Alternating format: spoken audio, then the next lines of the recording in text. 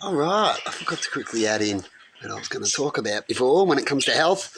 Who out there saves medication, right, and pushes themselves about medication?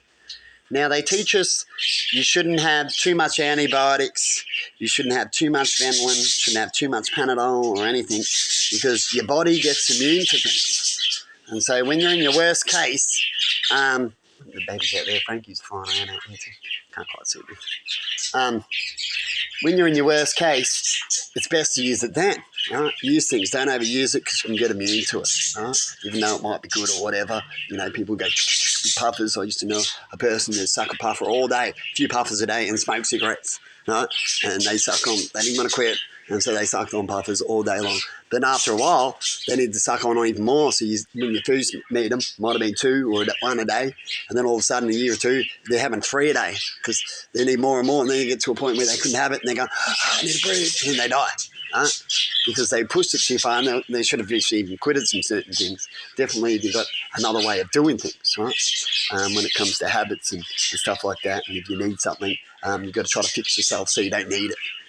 And some cases in that area, it can't happen when you're all by yourself and all that. We do get it. But if you get opportunities, always take opportunities when they're given. Otherwise, you may never get anything and you will struggle by yourself in these areas. And so when it comes to medication, I hold back on Ventolin a lot. Right? It's good. When I was younger, they used to just do routines.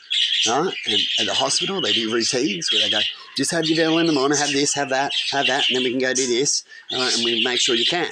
Right? But if you do that all the time, eventually it doesn't work as good.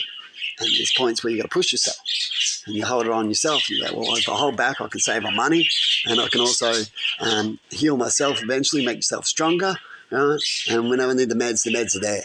If it's the worst case scenario, I'll wait till the worst. I'll wait till my headache's really, really, really bad, where I can't stand it, and this and that. So there's people who can do that more than others. And that's the same when it comes to work. People who can do that more than others are usually better workers too, better at certain things because they're understanding what they need to do. They don't just go with the flow, and they don't just do what's easy. Right? Because in the end, too much of that makes you lazy in your brain, lazy in your body when it's easy and everywhere. It's just science. It's a balance. You are what you put out. But anyway, I thought I'd quickly talk about medication. I bet there's a lot of people out there that do that, save it up, and you probably know a lot of people that overdo medication. Every time they got a slight headache, they go have it. They're having it a lot. Right? And you might find when they get older, and I know a couple of people, myself, that they'll have the same problems and they won't have to fix it as good. Anyway, have a good one and see you later.